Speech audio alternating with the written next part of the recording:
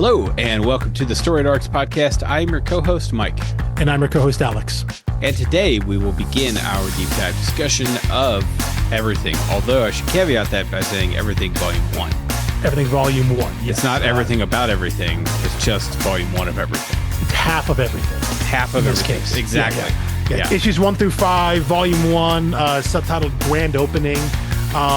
Again, we mentioned last week, these are the only parts of the series that were actually issued in single issue.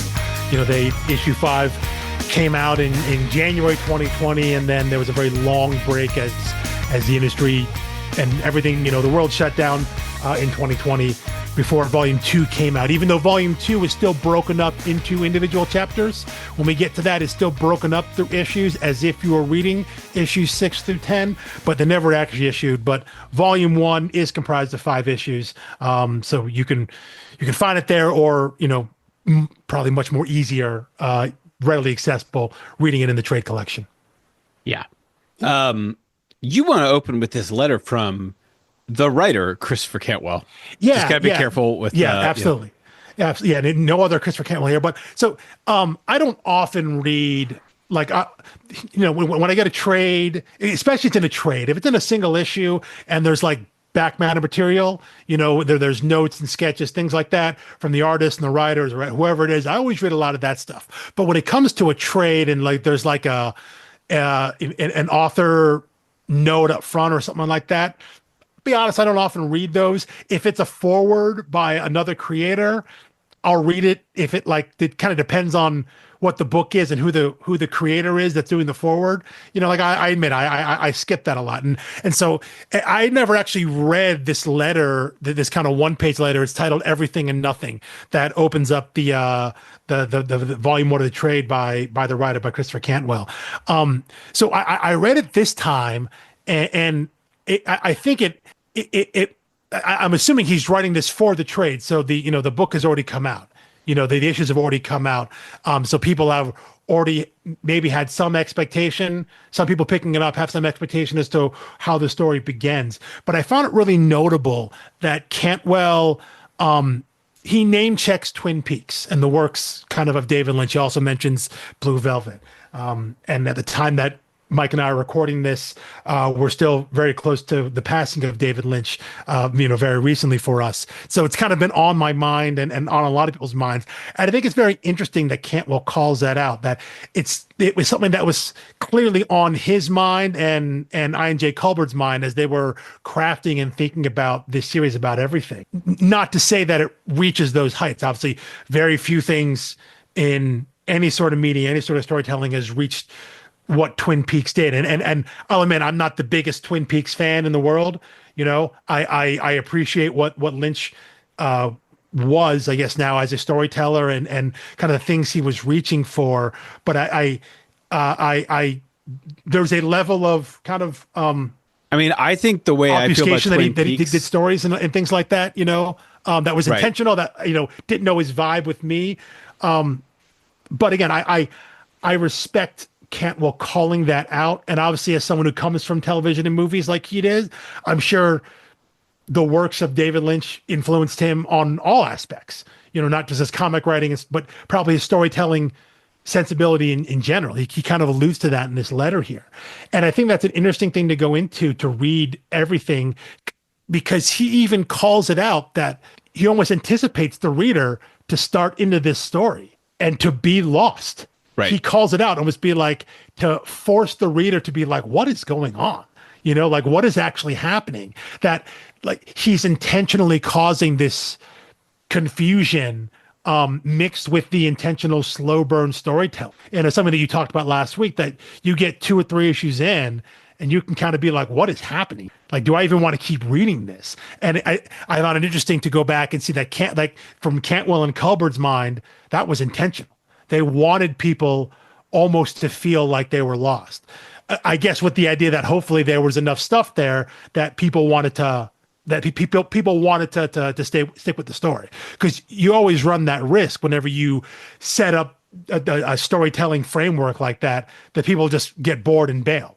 Kind of what happened. Right. Like, I think there are also the like indie comic sycophants who, like me, really enjoy being proud of themselves when they made it through a challenging, difficult, confusing thing and want to talk about it that much more so that other people pick it up and are like, oh, I'm confused by this. I can't tell you how many people I recommend the Seeds to with no trigger warning. There is a hipster aspect to it, much like a show like Twin Peaks. If you're someone that watched Twin Peaks when it first aired on network television, you stuck with it all the way through. And you wanted to talk about it because if you stuck with it, it was probably your favorite thing ever on television. And you want to talk to people about it, and people would have been like, I didn't get it. And there's a part of your mind that's like, okay, yeah, you didn't get it. Okay, I see. Yeah, that tells something about you because I got it, or you claim that you got it. Right, that you finished. You were on board. Yeah, or on some website telling me what it was about. But still, you're right. That idea of you wanting to finish it, and then I wonder a little bit if this for someone like Christopher Cantwell, because he was coming. Again, this book only starts publishing a year after his comic debut. And with She Could Fly. So he is still drafting off of the idea that he's the guy that co-created *Halt and Catch Fire*. So I think there is some part of him that understands that at this point when this book comes out, that if you're reading this book and you want to stick with it, you are someone who knows who he is from his television work. You recognize his name from *Halt and Catch Fire*, and that's enough to hook you. Because I don't know if there really is enough in those opening somewhat issues. I'm not saying it's too weird. I'm not saying that they failed in their mission, but there are points when you're reading those first like three, even like almost the entire first volume here, where there are times where I think you could easily, as a reader, just throw your hands up and bail, being like, you know what, this is, I don't know what's going on here, and I don't know if they know what's going on here. And if they do know what's going on here, do I think that's interesting enough to stick with it? I think there's a very fine line there to walk as creators that, I don't know how, I found enough to stick with it, to read the story all the way through in the first volume. And when I found out the second volume had been released, even though I didn't know it when it initially came out, but when I did as soon as I found out it was released, I went back and got it and read it. So I was hooked enough, but I can see how a book like this can turn off some readers because, like, at its most basic level, it's really weird. Yeah. I mean, it is one of those books that demands to be reread because objectively, the first page of the book does not make sense until the end of issue 4 or 5. When you get Laurie's origin story, the very first page is the scene that she tells later. And, before you get that, you see her save someone else in a similar manner in the Everything store. And it's like, this really all I know about this character is that she's always resuscitating people or attempting to. Trying to. Right. And so you get a 9-panel of that. You flip the page and it's, the uneven 5-panel. But it's silent those first 3 pages. It's just you just in Holland, Michigan. 4 pages silent, and then the first dialogue you get is a clip of someone watching TV, and Laurie quoting the TV, and then it cuts to our city manager, and then you're like, okay, I'm starting to recognize those two, and then you keep turning the page, and you're getting more people you don't know who they are. Brand new, a bunch of characters, whole thing set up, and then the big double splash page of the Everything store.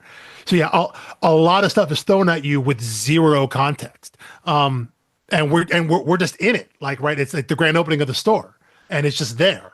So the story isn't about how this store comes to Holland, or it's just there, and you just start the story, and all these things start to happen. Obviously, a lot of weird, mysterious things. We have various characters that are trying to figure out some kind of mystery. And I think, again, this is where I think the Twin Peaks comp is applicable here, is that when you set up something that has inherent mystery to it, are you then obligated?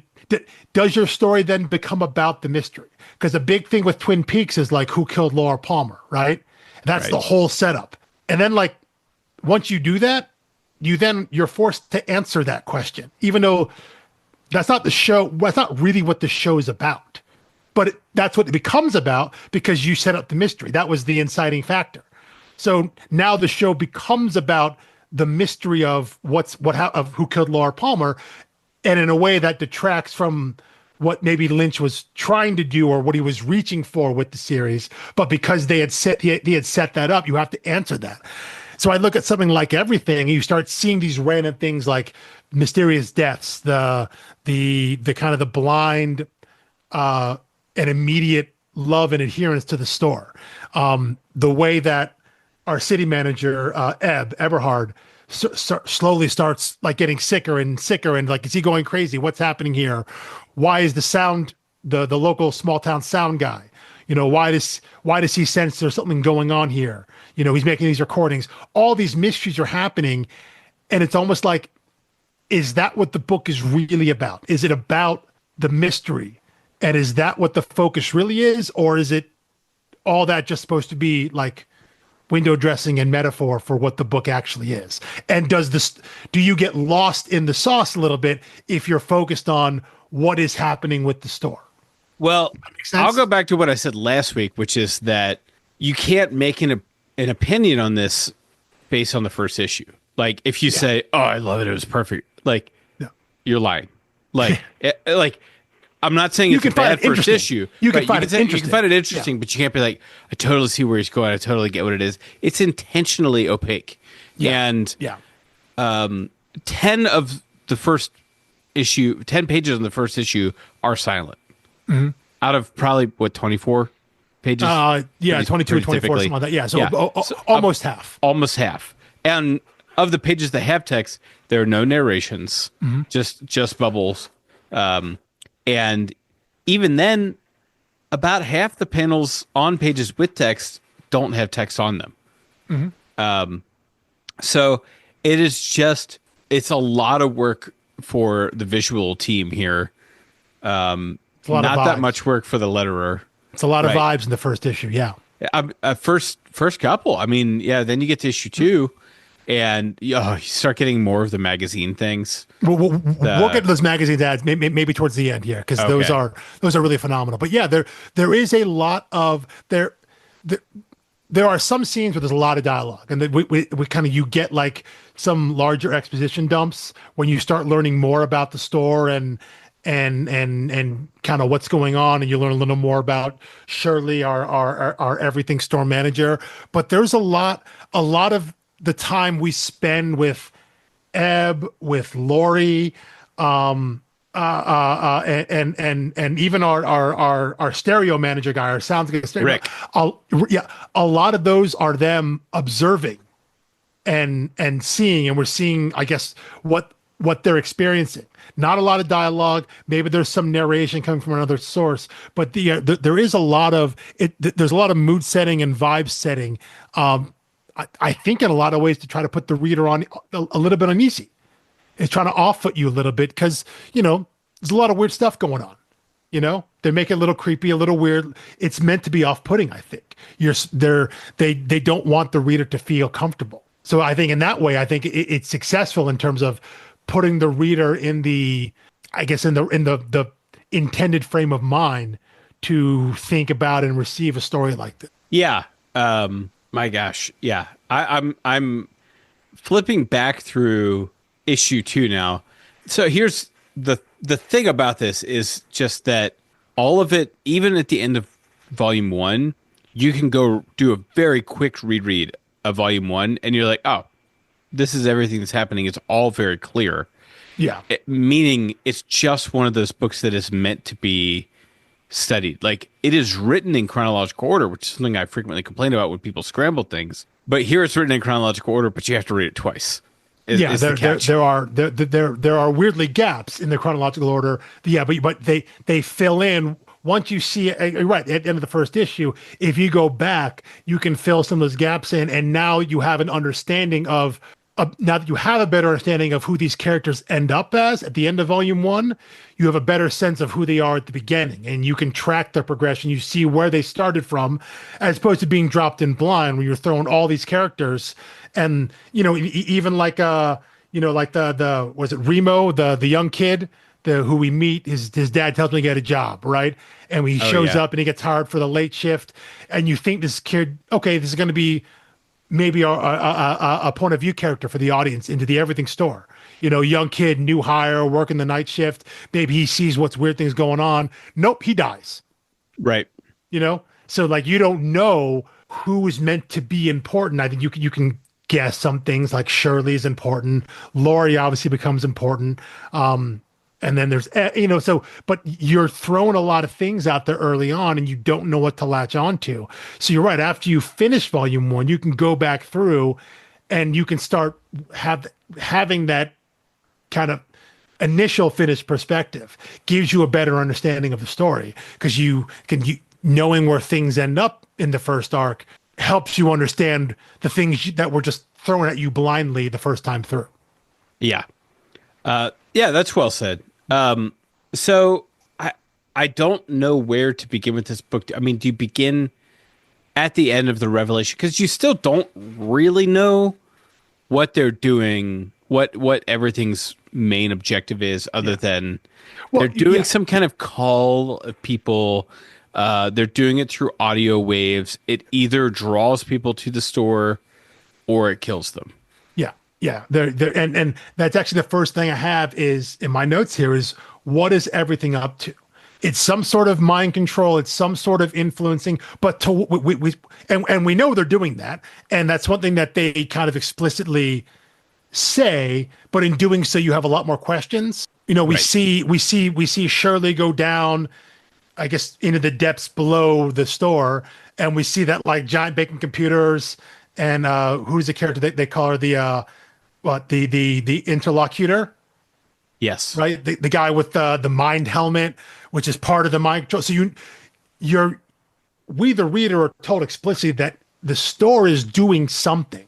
So we know that Rick, our sounds good stereo guy, he's not crazy, and the guy he meets from Cleveland, like those guys aren't crazy. Something is happening with the store, but we don't know to what end. Is it just to get people to buy stuff? Shirley seems to think it's to make people happy. Her prime objective is to do that, make people happy. So how do you make them happy? Is it by getting them to spend money to buy stuff? That seems to be what everything's mantra is here, right? You want you to come in. We kind of see it with Ebb's wife, right? She goes there every single day to the point where she's like, you know what? I'm leaving you. You're sick. You're boring. I'm going to spend all my time at the store now. So is that what it is? But is it just to make money? Is it something more sinister? We don't know what the corporation's end goal is. We just know what they're doing. We don't know why they're doing it. Yeah. Yeah. That's about the size of it for me. And I think I don't think I said this on the air, but I have now read everything volume one multiple times and have not gone into volume two, which was an intentional choice before recording this episode, because I was like, this one, kind of the issues and concepts bleed together so much that I was like, I don't know if I trust myself to partition the knowledge from volume two once I read it. So yeah. So we don't want to spoil what happens after that. Sure. Right. So how about approaching it this way? Which character's storyline did you connect with the most? Interesting. And perhaps maybe follow up, which one do you think you're supposed to connect with? I think the one you're supposed to connect with, I think, is Laurie. I agree. Yeah. I think you're supposed to connect with Laurie, and I think you're supposed to connect with Ebb a little bit because we see the most of them in terms of outside. I think Rick is just a means to an end, him making the recordings. I think he's just a plot thing. In a way, I think they want you to connect a little with Shirley because we see that clearly she's doing some things. You definitely soften to her when she has compassion on Laurie. Yeah. Right. When she uses her deviates from the plan. Yeah. She uses her eye lasers to I guess, to Remove the vaporize the tumor. tumor, Yeah, yeah, yeah. the So I think, tumor that they put there. yeah, But but I think you're supposed to connect with her, but or yeah, you're supposed to soften to it. You're supposed to be like, who is this person? Oh wait, is she a robot? Oh wait, is she evil? No wait, maybe she's not evil. I think you're supposed to go on a journey with her. But I do think Lori is the character you're supposed to connect with the most, the one you're supposed to follow, and the one that you're supposed to find the most interesting. And I think I do find her the most interesting. And I did, because she has the journey of like, what's going on with the lighthouse? What's going on with these colors, the orange and blue flowers and all that? She's seeing it on the fence and everything. So I think they've set more up with her in terms of potentially having answers versus Ebb, who you just watch go down a downward spiral. Really. yeah, You just see him descend and get his life just gets worse and worse. So yeah, I not saying he's not meant to be important, but I do think Laurie is set up to be our main POV character into the story. And you agree, right? When you read it, I agree. Well, yes, I think that is on the Laurie, design. agree on Laurie. Yeah, Yeah, and I personally felt like I was following Laurie's story basically because of the lighthouse. yeah, But then they start to pass the torch a little bit.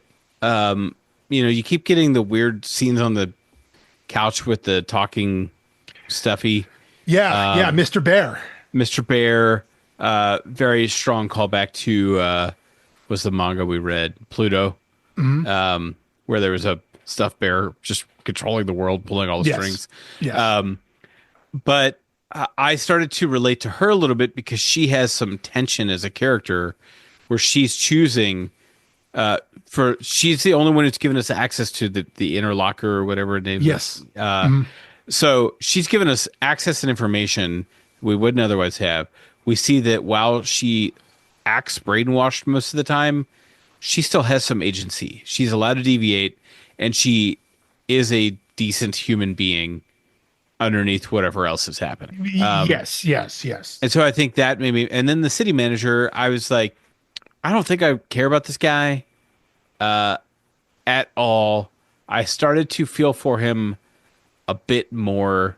And then I was like, no, they're just tricking me because he's got kids and the kids are sick. Yeah. And they're like, and he's getting sick. And and they've got the ants. And it's yeah.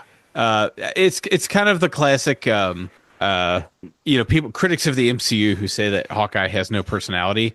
And then they committed like the greatest sin you can, which is like, oh yeah, he has a personality. He's got a wife and kids. And it's like, it's not a personality. It's not a character arc. It's not a trait. Well, yeah, and I think that's the thing that people intrinsically relate to him more because he's got those things. Yeah. And I think you're right about Ebb there, our city manager, is that he has no arc. His arc is just spiraling downward. Right. And we haven't been given a reason to care about him other than we see his kids are also sick and his wife leaves him for the store. Right. So he's more I think he's at this point you see him more as an example of what can happen in the town, what this store can do to people in a town. Because you're right, there's nothing inherently interesting about him other than he happens to be a person in a position of power in the town that helped bring the store to Holland, wanted the store there, and we just see his life go to hell. But yeah, you're right. I don't think they've done anything to make us really care about him, and I don't know at this point if they really want you to. I think it's more just an example of like what can happen. Yes, I agree. I mean, I do think you were supposed to feel sorry for him sitting in the motel room with his kids. You're supposed to feel sorry for him, but you haven't been given a reason why you should care about his well-being other than he starts off the book seemingly healthy and everything's going well, and by the end of the first volume, like he's lost essentially everything. So other than we saw him be kind of happy and chipper and bright and seeming like things are going his way at the beginning, the only reason we care about it is because we've just seen him spiral downward. The other thing that I felt for him was I felt a certain type of pity for someone who is in his position as a city manager bringing in a store like this. And it made me think of the show Silicon Valley. Not the first time I've thought about that show, but there is one time when Gavin Belson promises to open a factory in like North Carolina. And he goes to town and they have this big rally and the people are all excited for the jobs and the economy booming. And he, like, right before leaving stage says, like, so, we're going to come in here. They're going to be great jobs. We're going to make these great chips here. As long as your mayor doesn't screw this up for us, gives us, the very reasonable tax things we want. And then mayor just turns like, what just happened? Like, now all these people will be picketing me if I don't, like, pay you to come here. And I was like, city managers, and they get the short end of the stick on that a lot of times because the populace's attention span is in nanoseconds. They want the big shiny thing. And yes, they want it here. If you try to take a principled stand for the long-term well-being of your town, you could be ousted. Well, and I think that's the thing they've touched on here, which I think part of maybe why it's a period piece. It is set. What's the date? It's 1980, right? It's October 10th, 1980. I wrote that down here. So it is a period piece in a way, but there is this idea that I don't recall it being a bigger thing in the 80s at this time, maybe because I was too young, but I definitely recall it in the late 90s, kind of early aughts, when there was kind of a rebrand of these big department stores, right? When, you had your Kmart and your Walmarts, but then when they started to really grow and when they started to move into towns and when Target emerged into what Target is now, because that what Target is now isn't what Target used to be. But like when I can recall, the town I went to college in Charlottesville, UVA, a few years after I graduated, like a Target moved in. I think it moved into where an old Kmart had been. It went out of business. And all of a sudden it was like, oh, there's a Target here now. And that was like a big deal. And especially if you're a college kid, you one shop you can get a whole bunch of stuff at, I guess reasonably priced or whatever. But that idea of this big box store coming in where you can get everything versus having to go to a half dozen places, smaller businesses, especially in a small town, a college town, something that exists and thrives and is proud of the fact that it's a small college town, or any kind of small town in this country has a lot of pride in that, in the mom and pop shop, local businesses, small businesses. And then these big box stores come in, big chain stores come in, and all that dies. But the selling point is, hey, but look at all the jobs we're creating here and all the money we're bringing in from the local economy, without seeing maybe what's lost in terms of those small businesses. And so I think it's kind of a little bit not ham-handed, but it's pretty obvious what they're playing at here in terms of what these corporations come in and do, that they're not. I guess I can't say for some. I'm not saying that Walmart and Target, I'm not saying they aren't brainwashing and mind controlling the people, the towns they go to. I have no proof of that. But the idea that there is this excitement when these stores come in, people do seem to want that. And you're right, there is always someone at the local government level who would like to be against it for, like you said, a principled stance for the long term. I mean, there's always a canary in the coal mine. Yes. Who has to choose between, they have to choose between, well, I could be right and be out of a job, or I can suck it up, stay here longer, and try to do as much good as I can for as long as I can. Yeah. And those are the options. Well, the other option is, the option 2 could end with, I can ride this out, and then when it fails and everyone hates the fact that we've lost all these local businesses, I then lose my job because I'm the person that brought this big chain store into our town in the first place, even though I didn't want it here. But in order to try to make it happen, like it can end the same way as him, as this person taking a principled stance at the beginning and losing their job and being in no position to try to fight for and help their town. So it really is kind of a lose-lose situation. And I think for a lot of towns, and I'm sure definitely back in the early 80s and when stores like this started popping up, there weren't a lot of options, right? Because it was the new big shiny thing, as you said. Right. When something comes in and says, hey, you can get, all of your home goods store, your groceries, your clothes, you can get all this stuff in one shop, one stop. for these, I'm sure at the time were crazy low prices. How do you turn that down? So Right. It's the pressure was there. It is the short term trade off. It's like this will deal the short term pain, and especially if you're in a job that has term limits, you might be willing to deal with some short term pain since it's the next guy's problem. Exactly. Yeah. So, but again, this book isn't really about how. Not so much. I mean, there's a little bit with our local stereo shop owner in terms of he's the guy trying to put up the fight against the big right. But he's not even doing it for the reason you would think he'd be doing it. Exactly. He's doing it because he senses the audio disturbance, which is the mind control thing, which is what this book is trying to say in terms of it's not about the death of the small town. Well, I think we alluded to that last week when we were previewing the comic, that there's a version of this book that's about the big evil corporation comes in to destroy the charm of the small town and the local businesses, and the story about how that town tries to survive and fight back. It's an entirely different version of this type of book. The story we're focused on here is what the effect of this store has on the people that are in the area. And obviously it's ramped up. The allure of the one-stop shop everything store is literalized by making them what we seem to be sinister motives of mind control and brainwashing. It's literalized in terms of why people want to shop there, why they love the store, why they want to keep going there.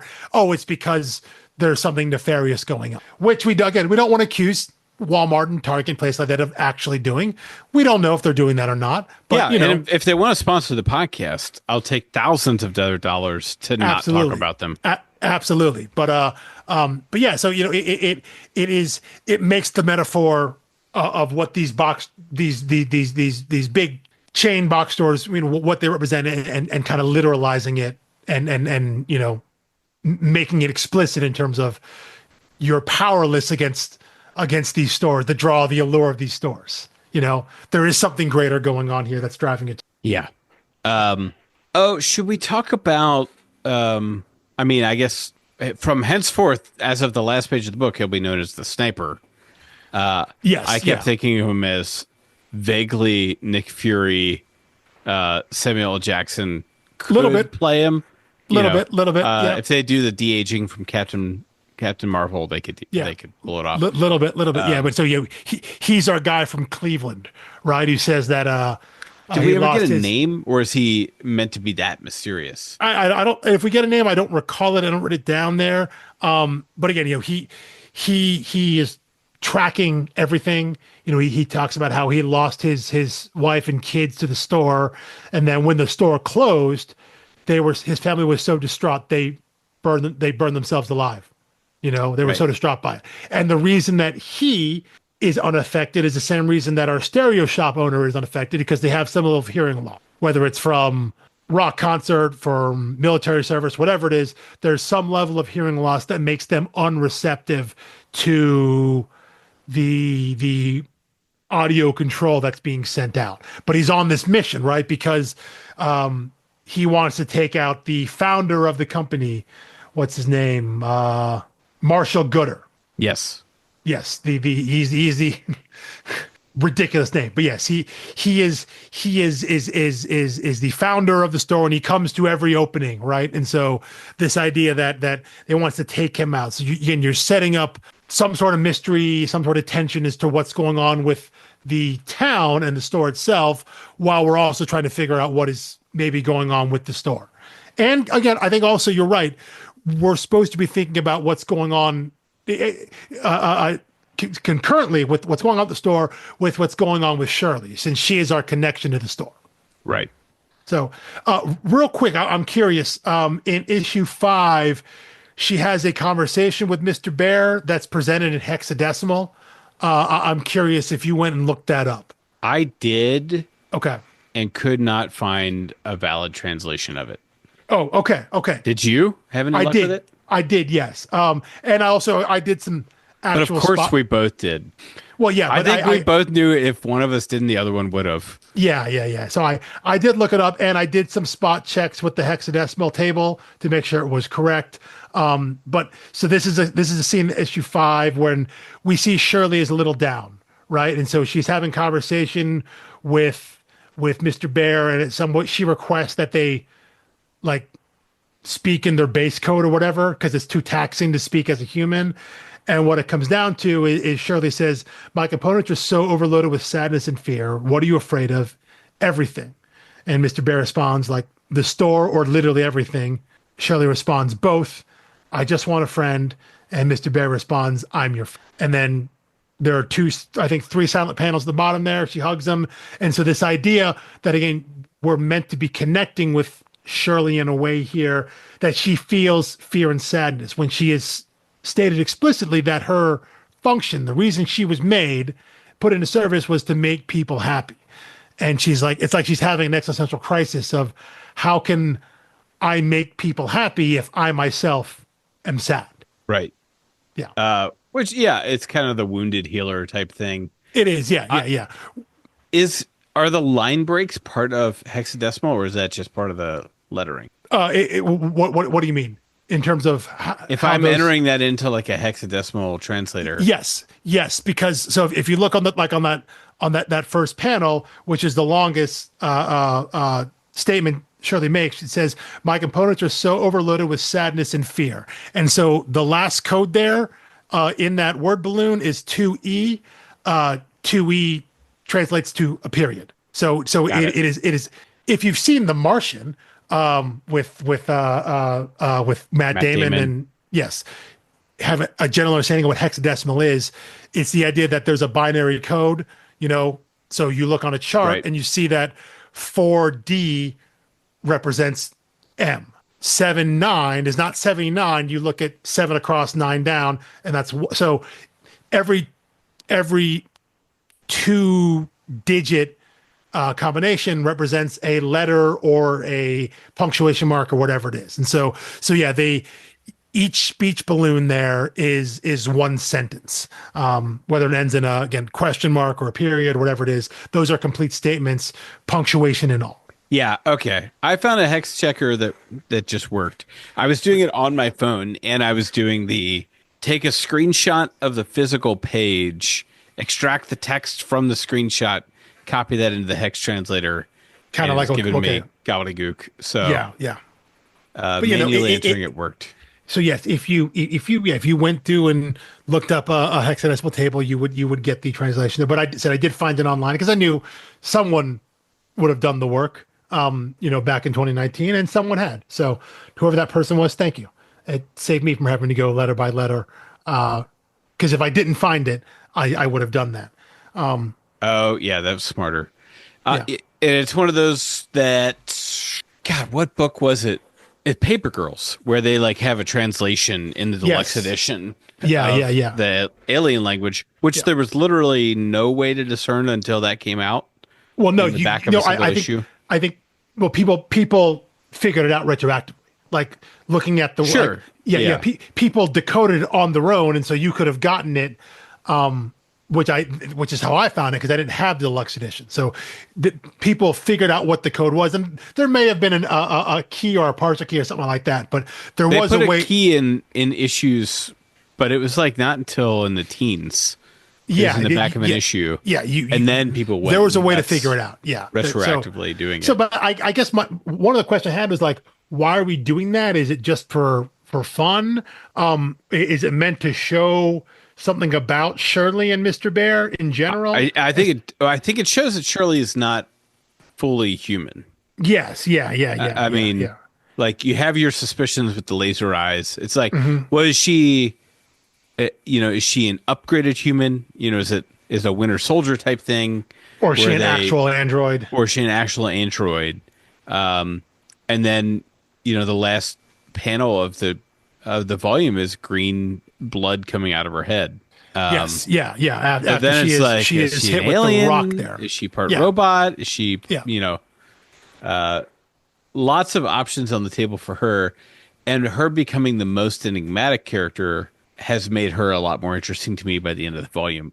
Whereas Laurie, you actually get a lot of clarity around. Yeah, so I think that's an interesting question to go back to revisiting what you started beforehand. That I think throughout the first volume, I think we're both agreed that Laurie is the character you're supposed to pay attention to. But by the end of the volume, as you go into picking up volume 2, I think Shirley is the one you're expecting to want to know more of. You think? Do you agree with that? Yes. Not that Laurie is uninteresting, but you're right. Laurie goes on a not a complete arc, but she goes on a discernible arc in this first volume. And but you're left with more questions about Shirley. I can't remember. I think on the first single issue, I have the trade up, but I think on the first single issue, the cover shot is Shirley with a green laser coming out of her eye. It is, yes, yeah. So in a way, there's, but of course, you have no context of that, so you don't know what that is meant to mean. You don't know if that's literal or if it's figurative, metaphorical, whatever it is. When you start the book, you have no idea what that's supposed to do. Of course, we find out that she actually does have lasers in her eye. I was trying to find the cover for issue 1, and just as you said last week, if you go onto mycomicshop.com, they still have it's listed as everything 2, and they have issues 6, 7, and 8. Like, they're not available, but you can see the covers. Yes, like they were ready for order, and they're just going to be in there forever. Well, I think the cover of issue 1 is essentially the cover of the trade. Right. Yeah. No, I was just saying. I looked for everything number 1. Oh, yeah. And it brought it up everything 2 as if it was a separate series with its own number 1. Which was just like, oh boy, what a mess. Yes, it is the same cover, except there's like a purple frame around it in the but it is Shirley there with the green laser or the light beam, whatever, coming out of one of her eyes. So again, it's the idea that in a way they told you what you might expect from the book, but no one's thinking about that when you pick up the first issue. By the time you get to, that's issue 4 maybe, when she takes out the tumor, issue 4 or 5 maybe even, when you even would think back to, oh, right. It's late, but the thing is, the book moves so fast. It does, yeah. Well, it's right, like, it doesn't matter how late it is. Like, and if you can't hang with this very quick read until issue 4, then there's not really any reason to press on, because they're just going to keep doing the same mind bend, reveal. Mind bend, reveal. Yeah, you have to put a little, whatever trepidation you might have, again, which is why I think Cantwell calling out Twin Peaks is helpful, in that you have to have that mindset of like, they're going to throw a bunch of weird stuff at you, and that's intentional, and they want you to be a little lost, and you just have to trust that it will make sense on some level when they get to the end. Whether or not they earn that trust from the reader is up to each individual reader, but on some level, you have to go into every book like that. But I think in particular with a book like this, that's so intentionally opaque, as you say. Yeah. You really have to be willing to give yourself over to the storytellers and say, I'm in this for the ride. And you have to be, as a reader, you have to be willing to hold off your judgment until the very end. Yeah. Or possibly even longer, because I think when I finished the first volume of this and I was like, all right, that's pretty good. I'm interested. I'm in. And as I reread it for the podcast, I was like, oh, this was better than I realized. Like, the stuff from the first page on, like, it's not just random stuff being, dropped at you for the sake of confusion. Like it feels like the first time. It is actually, it all ties in. It's all important. Granted, do we gain anything from seeing Laurie accidentally kill her partner versus hearing about it later? No, except that it explains how she came to the town. And I think you make a good point there, in that if you're looking for a reason to trust Cantwell and Culbard as storytellers, is that once you read it through the first time and you're lost, if you go back and reread it, you're right, you can see the intentionality of everything they laid out there, meaning it's all relevant now you can make a judgment as a reader as to, is it important? Like you just said, do we need to see that? Is it important to me as as the consumer of the story to know this or to be shown this? You can make the decision, but what you can recognize, what you should recognize, is that it isn't random, that they want to show you this and that it does have some meaning to the character. Whether you find it relevant to your enjoyment of the story is up to each person individually, but you can see that there is some level of planning in terms of, when we throw this stuff out early, we're going to reference back to it later. So you can see that they have some sort of plan. You can see that they have a sense of where they want this story to go, because they can see things early and have them make sense and be relevant later. Whether or not they needed to do all of that to tell their story is an entirely different conversation. But just by recognizing and identifying the parts that connect from the beginning to later on the story should hopefully give a reader some semblance of comfort that they're not making this up on the fly. Right. Yeah. There's and it's not trippy for the sake of trippy. Yeah. I mean, you can be comfortable in that there is a plan. Whether or not you like what that plan ends up being is unclear, but you have to recognize that there is a plan. And that's more than some books are going to have, because some books are intentionally like, and some TV shows are intentionally like, we're going to throw mysteries out and then we're going to be forced to solve them later. And a lot of great stories can come from that, and a lot of terrible stories can come from that. But here, I think we see that they have a plan, and you can feel confident that there will be a plan that's laid out to the reader. Again, your mileage will always vary in terms of how much that works for you, but I don't think you can accuse these guys of making it up on the fly. Yeah. Anything else you want to talk about for everything? Anything else about everything? Not from I think we've hit all the story points. I think you and I both want to talk about the ads, right? Well, oh yeah. So I want to talk about the ads, and then I want to talk about, just so it's burning on your back burner, anything you would issue as like a guide or warning or anything to the reader going into volume 2, especially considering that I'm one. But let's talk about the ads first. Let's talk about the ads. Yeah. Just like, I think that was the thing that like kept me reading. I was like, if nothing else, it's really pretty to look at this book. Yeah. I love that they feel so era appropriate and so perfect. And yet when you read the text, like, there is just this, like, they're just a little sinister, little snarkier, a little more evil, a little more sinister than an actual ad would be. Right. But the visuals and everything about it, the presentation, all of it is like so note perfect for the kind of ad you would have seen for these big department stores back in the day. Yeah, the now hiring one is so over the top. I think it's at the end of 1. Hold on, let me scroll back here. I'm trying to. It's just them all jumping in the clouds. And, clerks, customer service, custodial, warehouse, security. No experience necessary. Great wages, fun work. Be a part of everything. Be a part of us. Yeah. There's that just that little level of sinister feeling, right? Yeah. Well, that in the like the way, like, you can tell the type of paper the ad is printed on. Yes, it's the fact that it's a little yellow. Like, yeah, well, and like the color just hits the paper that way, and like it kind of like sponges into these little squares. It's like reading an 80s comic. Like the paper was cheaper, it wasn't glossy. Oh, yeah, no, and it ages very poorly. By having a yellow tint to it, it automatically registers as newsprint. Right. You know, and that's clearly the feel they're going for.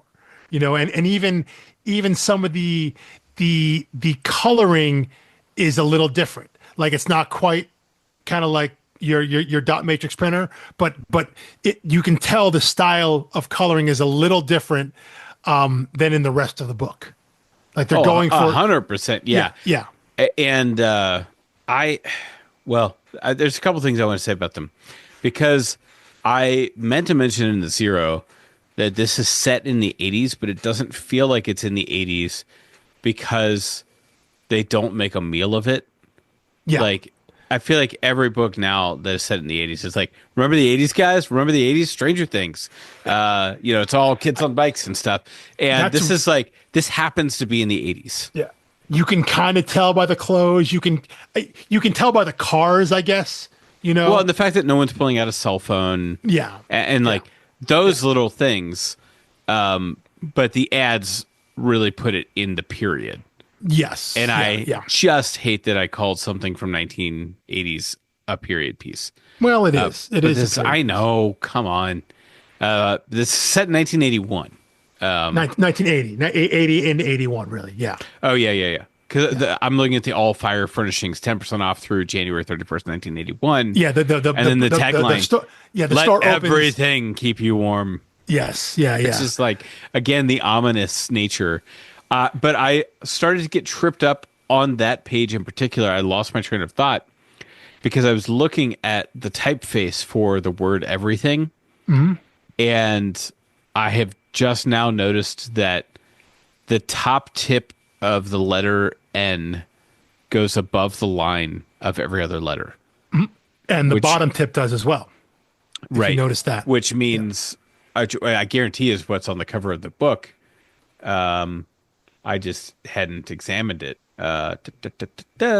It's definitely it is. Way. It's behind her head. Yes. Yeah. Which means I assume that this was a proprietary typeface for I'm sure it was. This book, which is no small task. Yeah. But yeah. Then you get the gun one, which is just like 357s for 357. Yeah. That one genuinely got me. The handgun tucked into the bikini is like too much, and then it says "have a blast."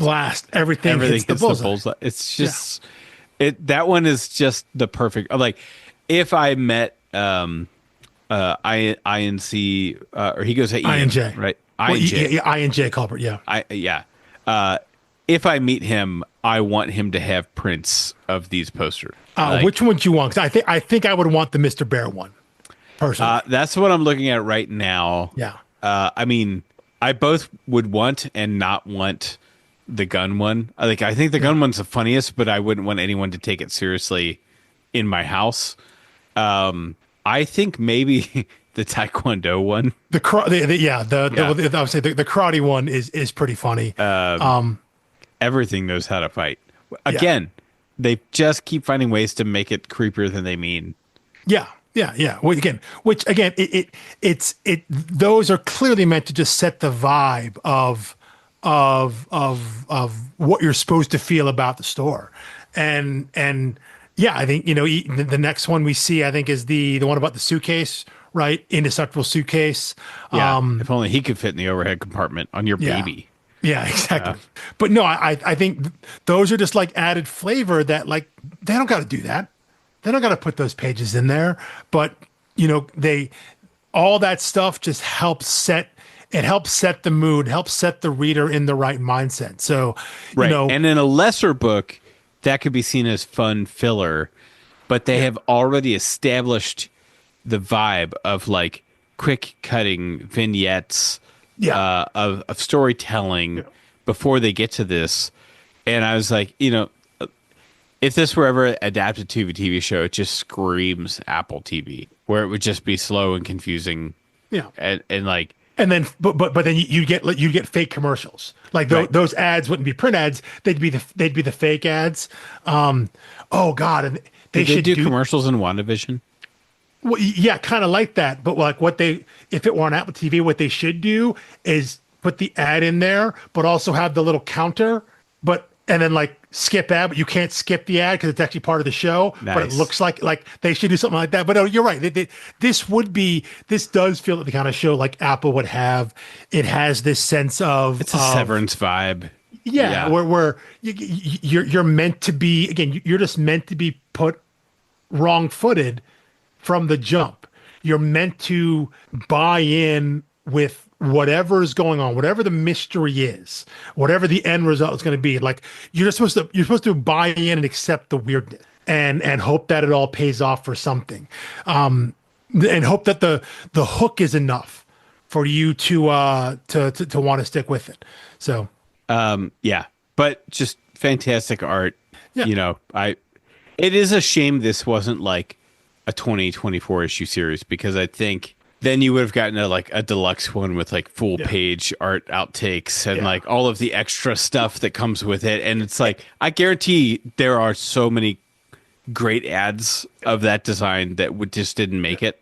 And that's where I wonder about the slow burn pacing of the storytelling, and this idea that if we found out that this series, when originally pitched by Cantwell and Culbard, that it was meant to be, let's say 24 or 30 issues or something like that, or even like, you know, I don't know, even just say like 15 or 18 issues or something like that. If I had told you that, I think those slower early issues would make more sense, because you're planning for a longer runway in terms of onboarding people into the story, and then a longer time of people being in the story, versus what it ended up being, which was one volume up, one volume down, and the story's done. So I do wonder if this was a sense of maybe they had to accelerate things. And we can examine that next week when we get into volume 2. But even without spoiling the end and getting into volume 2, just the idea of how slowly information is meted out early on, and knowing that Cantwell comes from television, with the idea of maybe having at least a longer initial or a kind of a planned series run, and thinking of the story in that way, and then maybe having to condense it down. But if it's true, if it were the case that it was meant to have a potentially longer run, I don't want to say you would excuse the earlier issues, but they would make better sense in context, because you don't feel like you've quote unquote wasted 3 or 4 issues getting into the story if you spend 12 issues in the story, after the fact. If there's more time to get into it and really get into the characters, and get into the town and more about what is happening here, you could see why starting off on a slower burn maybe made more sense for what they were trying to set up. So this could just be a case of another book of COVID coming in and kind of wrecking things and wrecking the opportunity for a book not realizing the goals or intentions that it was originally pitched for. Yeah. Anyway, I'm very excited to dive into volume 2. I think there's like the weird dread of how soon it will be over for me. Like, there's only one volume left. Yeah.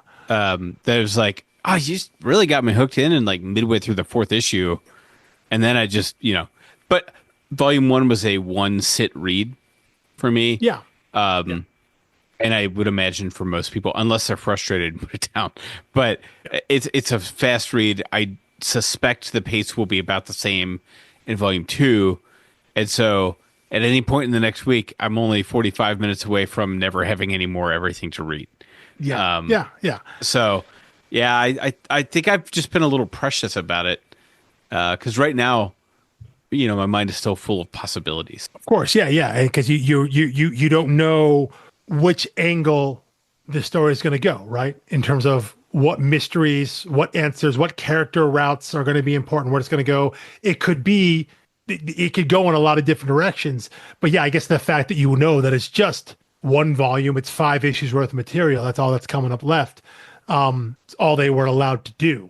I think there will be a conversation next week about pacing in terms of what they ended up having to do, and I think it will become maybe a little more clear in terms of if we think that maybe this was intended for a longer run and they just didn't get that chance. I think that will definitely be something to think about going forward, and I think it is one thing I would say in terms of teasing volume 2, going back to what you kind of set up a little bit ago, is that it's not anything story specific, but it would be paying attention to how the story is delivered out to you as the reader, and see if there is any sense. And if you or anyone reading along if you do pick up a sense of like, oh, maybe I see that if this could have gone on further, that after this point, maybe if they had gone to the left, the story would have gone and it could have expanded. But because they knew where they were finishing, they went to the right and wrapped it up. I wonder if you can, if when you read it, if any points like that. I mean, I'll definitely be looking for them, even without your prompt here. Yeah. And, that's part of it. But I was also expecting that from Morning Glories. And that was one where, like, they ended the current story arc, but they clearly had every intention of coming back and writing the rest of that story. So they didn't try to put a bow on everything. Well, I think the difference there is I do believe that Cantwell knew he was done at least by the time he was doing the last issue. Yeah, I think the series was over. That's all we're going to do. Morning Glories, I don't believe was ever canceled. It just stopped. Yeah, like it wasn't canceled. Image didn't be like, I don't believe so. So yeah, the intention I think always was to come back to that. By the time you get to the end of volume 2, it's understandable that like we are ending the story. This is all we're going to get. That if they had more story, if they had a larger world they wanted to explore, that decisions were made that they weren't going to do it. So this is an end to it. So it isn't like this book doesn't stop. This book actually comes to an end. But yeah, so if anything to pay attention to is that if at any point in volume 2, you sense a point. I'm not saying there is one. I'm not saying it's obvious, but just the idea that if they telegraph anything where you think, oh, maybe this is where the pivot point could have been, if they went this route, you could see how maybe it expands and it gets a whole nother arc before it finishes. But because they knew it was the end, they took the other turn and they went towards the ending and wrapped it up. I wonder if coming into it as a first time reader, and for you knowing that it's the end and having, right. This and I think the other thing that I would identify a point like expect that to be different is that if this were an ongoing series, I would expect a writer to pivot away from all the characters we know and start with a different character we haven't met yet for issue 6. Someone else before jumping back to the sniper shot. The parade. The parade. Yeah. And then it would catch back up to real time. Yeah. But we would have a whole new character, like what they were doing for the last 5 issues. Yeah. And that's the type of thing they do when they're like, all right, we're going to stretch this, this run's going to go a little bit further. So we get to add more characters, add more depth, add more vantage points. And it's what you do in television as well, right? Right. Introduce a new character that has, quote unquote, been here the whole time, but we see, but it's a way. Lost.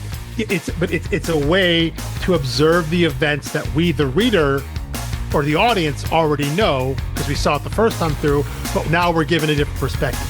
So it's a pretty easy shorthand way to expand the universe of your show without radically altering anything.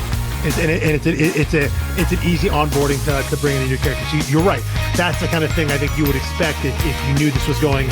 But in this case, I would be shocked if they did. Yeah, understand. So, anyway, thank you all for listening. Thank you all for reading, and you should read the rest of everything. By this time next week, you will have read everything of everything, which is to say, volume 2, and we will see you then. Peace.